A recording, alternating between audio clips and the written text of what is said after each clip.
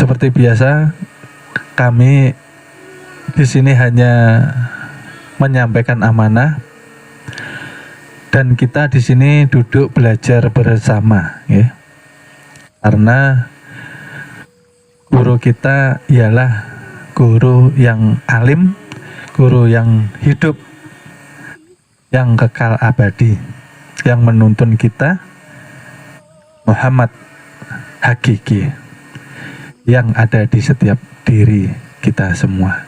Itulah hakikat guru, ya. Jadi kiranya saya tidak pantas menyebutkan sebagai guru, ya.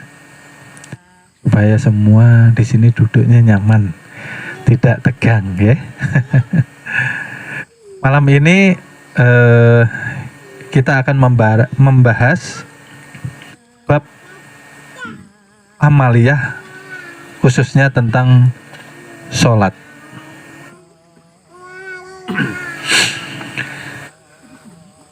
Telah banyak dipelajari dan banyak dipahami menurut daripada pelajaran di syariat, ya, bahwa kita dari kecil diajarkan tentang mengerjakan, menjalankan, dan menegakkan ibadah sholat. Ibadah sholat yang diketahui tujuannya apa, ya? Ada yang masih ingat pelajaran yang kemarin-kemarin? Tujuan daripada mengerjakan sholat ialah,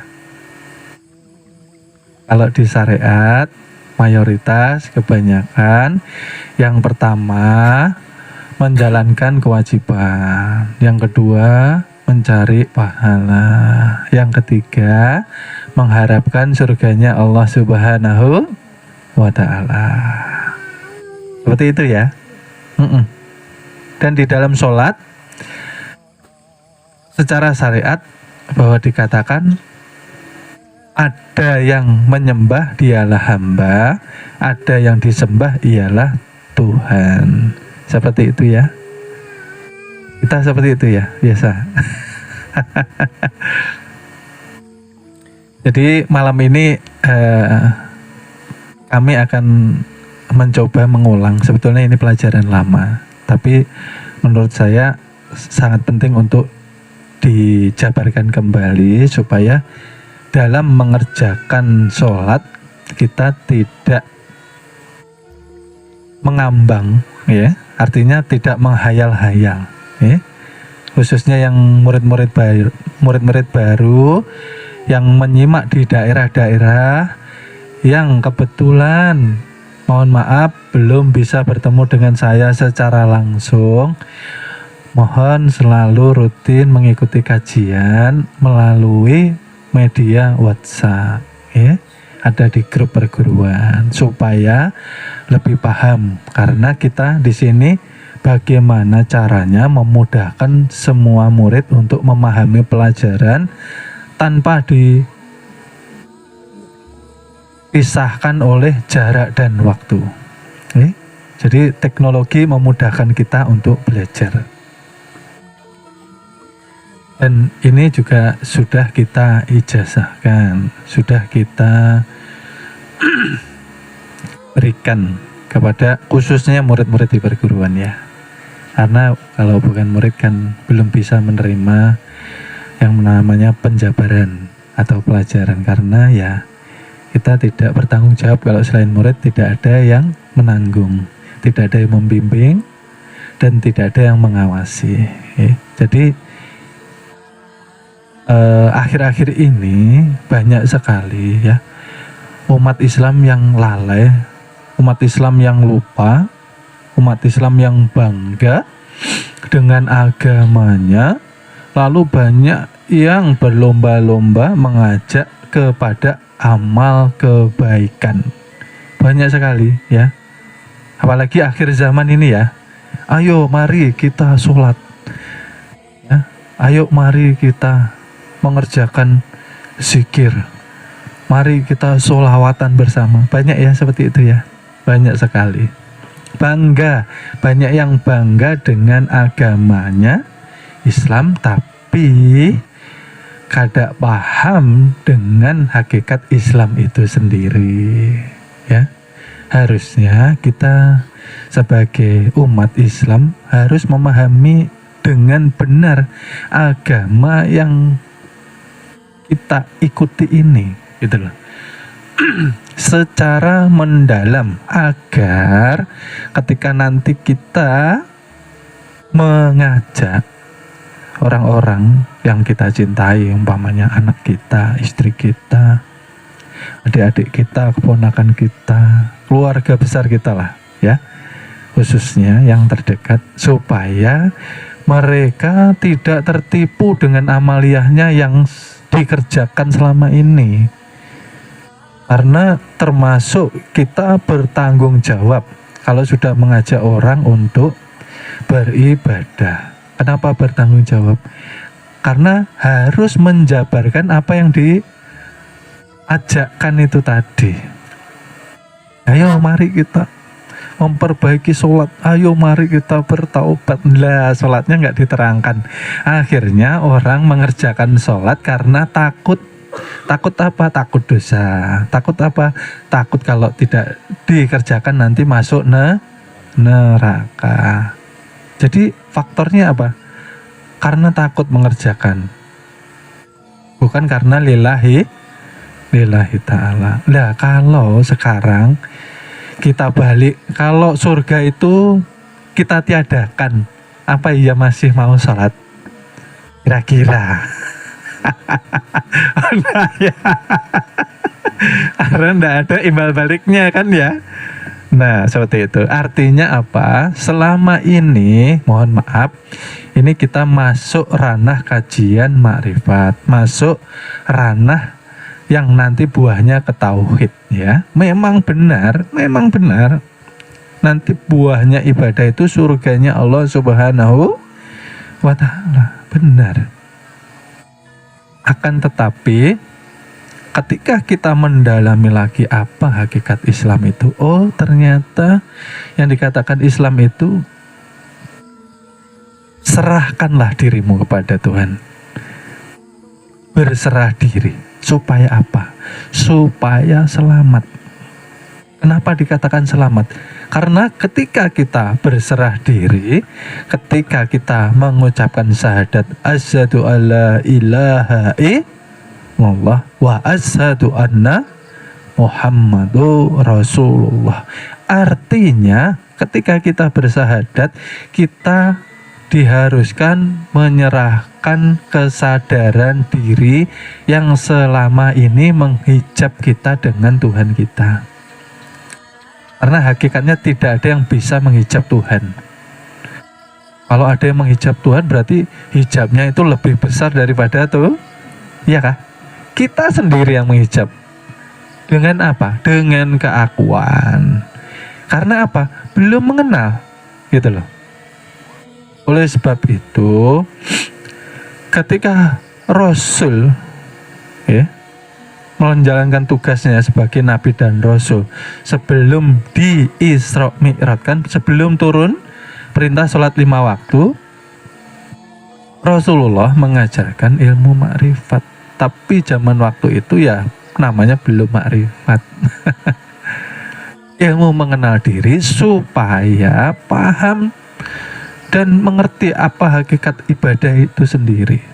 Karena selama ini yang diketahui masyarakat luas secara syariat, secara awam, ibadah itu dikatakan untuk Tuhan, ya kan? Kita menyembah Tuhan, maka hakikatnya ibadah yang kita lakukan apapun itu, ya, sholat, zikir, sholawat, zakat, puasa, umroh, haji, untuk kita sendiri. Adalah karena apa? Tanpa disembah pun Tuhan sudah maha suci, tanpa disembah pun Tuhan maha agung. Nggak perlu disembah Tuhan itu, hebat sudah, maha, namanya maha. Tapi kenapa kita disuruh sholat, diberi perintah sholat? Karena hakikat daripada sholat itu apa sih? Supaya tidak syirik nih. Banyak yang di luar sana mengerjakan sholat ya. Kemarin sempat saya bicarakan sama beliaunya ini ketika di rumah sebentar, bahwa banyak yang mengejar sab paling depan, mengejar pahala yang 20. Oh.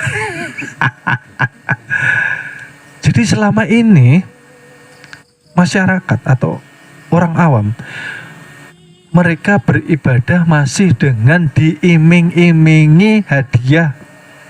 Seperti anak kecil ya, harus rajin ibadah, nanti di surga banyak bidadari, banyak buah, banyak makanan tersedia, semua apapun nikmat di sana.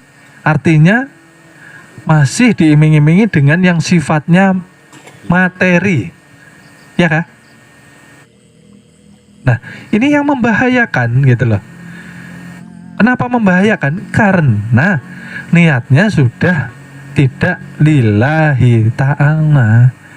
Maka kita sudah paham hakikat neraka itu kan hamba juga, hakikat surga juga hamba juga toh. Artinya kita menyatakan berasal dari Allah, kita berasal dari Tuhan, kembalinya kepada. Nah, di sini harus koreksi. Tapi kebanyakan manusia dari Tuhan kembalinya mau ke surga. Ini yang perlu dikoreksi. Ya, artinya harus rajin, lebih giat belajar mendalami agamanya sendiri. Oke, bahwa hakikat sholat yang menyelamatkan ialah sholat yang bisa mencegah daripada perbuatan keji dan, betulkah? Seperti itu ya firman Tuhan di ayat suci Al-Quran. Kenyataannya banyak orang sholat tapi masih bisa menjalani, mengerjakan betulkah? Berarti sholatnya tidak mencegah. Sebabnya apa? Karena sebelum mengerjakan sholat, masyarakat umum ini tidak mengenal jalan menuju Tuhan yang dikatakan bersuluk. Nah, maka guru-guru dulu mengatakan, nak, jangan engkau mengaji kepada seorang guru yang tidak mengajarimu untuk bersuluk. Berarti kita sebagai seorang salik yang menuju kepada Tuhan. Ya, apa artinya suluk? Suluk itu termasuk di dalam yang diajarkan junjungan Nabi besar kita, Nabi Muhammad Sallallahu Alaihi Wasallam, membersihkan diri, membersihkan hati, membersihkan kalbu sebelum ibadah itu loh. Itu kalau tidak dibersihkan dahulu, kemungkinan besar ibadah yang dikerjakan termasuk sholat, puasa tidak bisa merubah sifat dan akhlak yang tercela. Akhirnya yang pergi ke masjid kebanyakan hantu semua. Loh kok bisa seperti itu, guru? Loh, jangan heran.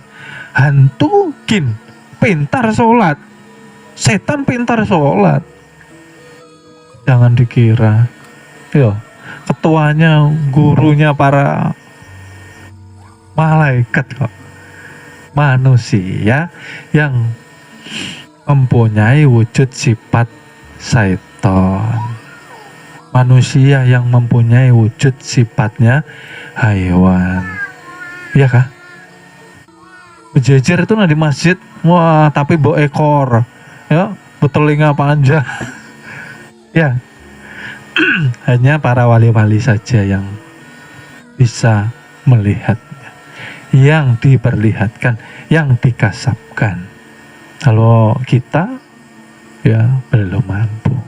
Tuhan masih menyayangi. Karena biasanya seorang wali itu tidak mau menilai, walaupun melihat seseorang itu berwujud hewan, walaupun seseorang itu berwujud syaitan, tapi tidak mau menilai. Karena para wali tidak ada rasa kebencian, tetap aja diterima dengan baik. Karena tidak ada yang namanya kekotoran hati. Semua juga makhluknya juga, gitu lah. Justru malah lebih kasihan. Cuman ya itulah, biasanya para wali ini kan kalau didatangi orang seperti itu mereka berokokan untuk menutup kasapnya ini nah, biar supaya bisa lebih menghormati. Ya kah? Yang kadang merokok juga. Ada yang ada merokok tapi berkacamata. Malam-malam lah kacamatanya hitam juga. Kadang sakit mata itu. Tapi hari-hari berkacamata nemuin tamunya. Artinya kita mengedepankan pri kemanusiaan. Itulah derajat para wali. Walaupun mereka tahu, tapi mereka tidak mau merendahkan. Walaupun mereka tahu, tapi tidak mau membuka aib. Justru memuliakan, justru mendoakan, supaya mendapat hidayah, supaya mendapat petunjuk jalan yang benar, yang lurus, yang dirahmati Allah Subhanahu wa Ta'ala. Oleh sebab itulah kita harus rajin belajar mengaji di majelis supaya tidak asal-asalan. Rugi kita, umur kita kalau selama ini kita hanya mengerjakan sholat, ya, tapi kita belum di fase menegakkan. Kita masih di fase mengerjakan dan menjalankan. Harus tahu bedanya. Kalau ranah kita ini sudah menegakkan, ya yang tegak berdiri itu sopo? Kan itu huruf alif, kebesaran Tuhan. Disitulah sebenarnya kita buka uraiannya bahwa sholat itu hakikatnya mendekatkan makom kita untuk menuju kehadiratnya Allah Subhanahu wa Ta'ala. Itu rahasianya. Sholat untuk mendekatkan makom kita. Ingat ya, pelan-pelan ini kita jabarkan. Sholat bukan untuk pahala lagi sudah. Kita tidak mengharap pahala. Karena siapapun yang mengharap pahala berarti dia merasa mengerjakan sirik pulang, akuan pulang, aku yang sholat, ya kalah seperti itu. Ya, karena ini terlihat sepele tapi ini sangat penting. Karena yang dihisab pertama kali amalan, ya kah? Ya. Kalau sholatnya aja tidak benar, insya Allah semuanya nggak karu-karuan. Karena di titik sholat ini kita digembleng untuk betul-betul menyatakan Qulhu Allahu, katakan wahai Muhammad, Qulhu, Allah itu ahad, Allah itu esa, dan makom kita ialah fana dan bako, ya kah? Kita ini kan termasuk agiyar, bayang-bayang. Bayang-bayang itu punya wujud enggak? Enggak punya, ya kah? Bayang-bayang. Ini kalau enggak ada pulpen, enggak ada juga bayang-bayang. Kita ini posisinya di bayang-bayang nih, ya kah? Oleh sebab itu ada matahari yang menyinari supaya kita itu bertafakur. Kok ada bayang-bayang, kenapa ya? Oh ini ternyata la maujud bihaqi, bahwa yang punya wujud, ya, yang hak itu Tuhan melalui pancaran nurnya yang dikatakan Allah. Di dalam syahadat dikatakan asyhadu alla ilaha, itu tadi yang dikatakan roh. yang nyata kepada nyawa, yang zahir melalui napas. Wa ashadu anna Muhammad, yang menanggung rahasianya. Oh, itu loh maksudnya syahadat itu. Artinya kita sudah menyaksikan, kita sudah bertemu, ya. Jangan mengikuti orang di luar sana yang belum mendalami kajian ilmu agama Islam, ya. Membangga-banggakan agamanya, ya kah? Kalau ada orang masuk Islam, wah luar biasa pokoknya. Bisa membuat orang masuk Islam nih, wes. Tunggu dulu. Kalau kita bisa membawa orang masuk ke Islam, berarti tanggung jawab kita itu. Kalau sampai dia tidak paham hakikat Islam, hati-hati. Oleh sebab itu dikatakan, ya, janganlah kita berbangga-bangga dahulu, karena membanggakan itu termasuk nanti yang menghancurkan nama baik Islam itu sendiri. Jangan, ya. Jangan membanggakan dulu kalau belum paham. Kalau paham, banggalah. Zikir itu kerjakan sampai engkau ini dikatakan majnun, saking asiknya itu. La ilaha illallah, la ilaha. Ngerti sudah. Makanya kita, mengikuti Rasul itu jangan hanya syariatnya saja, jangan hanya zohirnya saja. Karena kalau zohir itu orang meniru gampang. Orang di luar Islam pun meniru Islam gampang. Beli gamis, melihara jenggot, beli kopiah, kan dijual bebas. Nggak ada ini. Kalau beli harus menunjukkan KTP, nggak ada toh. Ya kah? Nah, mudah. Nah, kita harus mengikuti Rasulullah karena kita ingin diakui sebagai umat yang sebenar-benarnya. Umat yang sebenar-benarnya itu seperti apa? Yang pertama harus mau hijrah. Ini hubungannya dengan sholat. Sebelum kita dalami lagi, umatnya Rasulullah itu yang pertama harus mau hijrah, karena Rasulullah pun menjalankan hijrah. Kita sebelum mengerjakan sholat, menegakkan sholat, menunaikan sholat, menjalankan kewajiban, apakah kita sudah hijrah? Yang tadinya dari gelap, apakah kita sudah bertaubat menuju kepada pencerahan, cahaya terang benderang? Sudahkah? Belum. Orang itu kalau tobatnya secara tobat maksiat, biasanya susah beramal, ya. Susah sholat, susah zikir, susah bangun malam, susah menerima pelajaran, susah paham, susah menjalankan ilmu agama. Karena apa? Mempermainkan Tuhan tidak mau memberi hidayah. Yuk, kita periksa lagi mulai dari awal. Tobat kita seperti apa? Hijrah kita itu main-main aja kah? Itu sebabnya. Orang tuh kalau bertahun-tahun umpamanya mendekati seorang wali, ya, belajar ilmu Tuhan, tapi dia tidak mau tobat nasuha. Tobat nasuha itu jangan sampai sedikit pun terlintas, bukan terulang lagi. Terlintas itu aja tidak boleh, karena haram hatimu diisi selain Tuhan. Makanya susah mengerti pelajaran hakikat makrifat, susah. Nanti dulu, terlalu jauh. Tobat kita bagaimana? Ayo kita koreksi masing-masing. Orang tobat itu kalau ada sifat yang tidak baik, tidak mau lagi mengulangi karena takut. Sopan ya orang.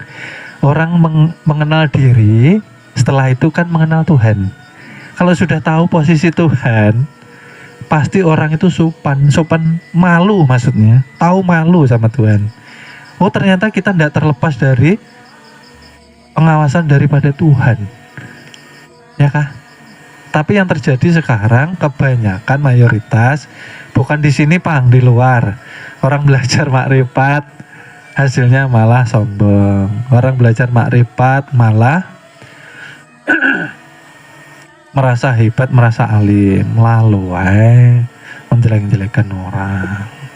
Lalu membangga-banggakan gurunya atau perguruannya, tapi menjelek-jelekkan saudara muslim lainnya. Enggak boleh toh. Makin kenal makin tawaduk, makin rendah hati, makin merunduk. Jangan sampai terlihat lagi kita berilmu. Itu loh kalau sudah belajar tuh. Bebungulan kita ini.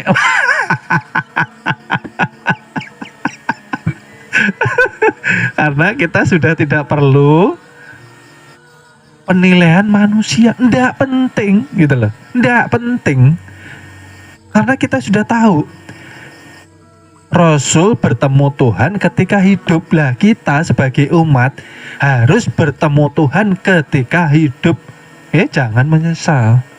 Masa ketemu Tuhan nunggu mati? Berarti kita tidak mengikuti Rasulullah ke Sidratul Muntaha. Gak ada yang ditemu. Ternyata yang ada hanya junjungan Nabi besar saja. Oh ternyata, ya ternyata zahir batin inilah, hati-hati ya mendengarkan, apalagi murid-murid yang baru. Zahir batin inilah kezohiran tajalli Tuhan ke alam dunia. Berarti kita bukan apa-apa dan tidak mempunyai apa-apa. Apalagi mau mengaku-ngaku jadi Tuhan. Tidak mungkin. Kita tidak punya apa-apa. Karena adanya alam semesta dan dunia ini dan beserta kita, itulah tanda Tuhan menjohirkan cahaya nur ilahiyahnya. Ya kah? Kita kan tadi agiar, bayang-bayang, iya kah? Ya, jadi kami mohon kembali dengan amat sangat. Kami memohon supaya apa? Umur tidak terbuang sia-sia. Ya. Kita ini setiap hari mempertaruhkan waktu dengan maut. Mempertaruhkan waktu dengan keselamatan kita loh. Ya. Tidak boleh kita main-main belajar agama itu. Kalau tobat sudah berhenti, stop. Jangan diulangi lagi. Apalagi terpintas. Nanti kalau ada kesempatan saya pengen mengulang dong. Ya. Kenapa? Karena kita sudah tahu siapa yang kenal Tuhannya maka akan binasa. Apa artinya binasa? Panah. Artinya panah apa? Artinya panah, kita sudah paham bahwa tidak mempunyai daya upaya sedikit pun. Itu loh maksudnya. Kan kita ini aneh ya. Orang mengerjakan sholat masih bisa maksiat. Itu sangat luar biasa. Artinya di dalam mengerjakan sholat hanya menggugurkan kewajiban. Maka di sini tadi dijelaskan tujuan sholat itu apa toh? Tujuan sholat itu hakikatnya apa? Menggapai makom kita ini loh. Kita punya makom nih, kedudukan. Kedudukan makom kita apa tadi? Fana dan karena kita agiar, kita bayang-bayang. Lah, kita menuju ke makom fana, ini perlu perjuangan. Termasuk daripada taubat itu tadi. Gitu loh. Bagaimana mau menjemput hidayah? Bagaimana kita mau mahabbah? Mahabbah itu apa? Mahabbah itu cinta. Tapi didalami lagi mahabbah itu apa? Bertemu. Kalau belum bertemu Tuhan bagaimana cinta? Orang pacaran aja harus bertemu kok. Kalau nggak bertemu kan kaganangan.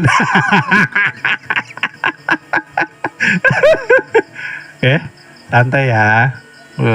Kaganangan lah. Ulun lah lawan pikiran seharian gak ada kabarnya ya.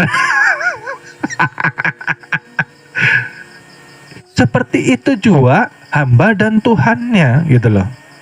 Ya. Bagaimana merasakan mahabbah kalau belum bertemu Tuhan di dunia gitu loh. Maka tobat yang benar dibaiki lagi tuh. Tobat tuh berat, bukan hanya ucapan dan niat saja, tapi perlu kekuatan untuk mempertahankan itu tadi, tobat itu.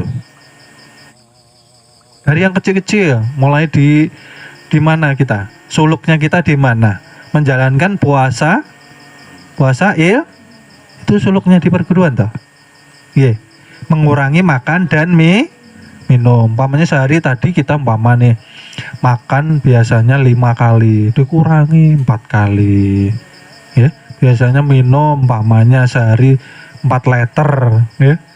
Dikurangi 3 liter.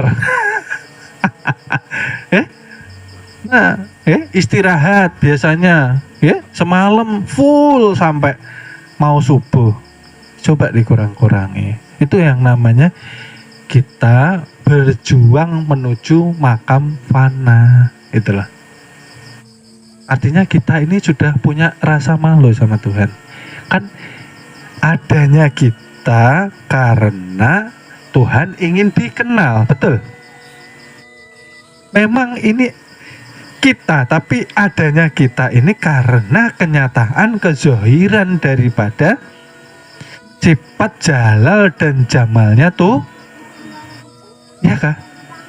Kita tidak ada. Makanya oleh sebab itu saya ulangi lagi, ketika sholat asyhadu alla ilaha nunjuknya satu, bukan wa asyhadu anna Muhammad Rasulullah. Satu, merujuk kepada bahwa ketika engkau berdiri sholat, engkau harus mengesahkan dirimu kepada Tuhan. Kalau Tuhan itu dari kita belum lahir sudah esa dengan hambanya. Kita yang memisahkan kesadaran diri dari Tuhan. Itu loh. Itu yang perlu kita kaji ulang kembali. Perlu kita perjuangkan lagi. Jadi kita ini sudah bukan tujuannya surga dan tidak akan takut neraka. Nah kalau saya ditaruh di neraka, yo senang saya, iya kan? Woi Mas Ono, kamu di neraka, siap Tuhan. Nah, yang nyuruh Tuhan no. Nabi Ibrahim aja siap kok duduk di rebusan air, karena yang menyuruh tuh, kalau Tuhan menyuruh berarti ada wah, neraka pun bisa jadi surga. Ya, artinya apa? Kita tanpa pamrih sudah. Kita mengerjakan sholat, oh ternyata sholat itu kita mengesahkan diri kita kepada Tuhan menuju makam pana. Kalau pana, Tuhan mengatakan nih, kalau masih ada kamu aja, aku tidak akan terlihat, aku tidak akan wujud. Berarti kita belum binasa, iya. Berarti masih ada keakuan. Keakuan itu apa sih? Hati yang sangat amat masih harus perlu dibersihkan dari sifat-sifat hewan dan sifat-sifat sifat hewan dan sifat setan lah sudah kita jelaskan. Sifat hewan itu termasuk di dalam dia selalu serakah, ya kah? Serakah. Kucing itu kucing dapat ikan asin, temannya datang loh dicakarnya. Ada mau bagi, serakah. Ya, kalau kita masih ada di dalam diri kita harus kita bersihkan ya. Lalu apalagi? Selalu mementingkan perut dan bawah itu terus dipentingkan. Lalu masih mencintai dunia, hubut dunia itu loh, sampai-sampai masuk ke dalam hatinya. Yang hati tadi dilarang untuk dimasuki harta Mohon maaf, akan kami lanjut ke episode berikutnya. Terima kasih.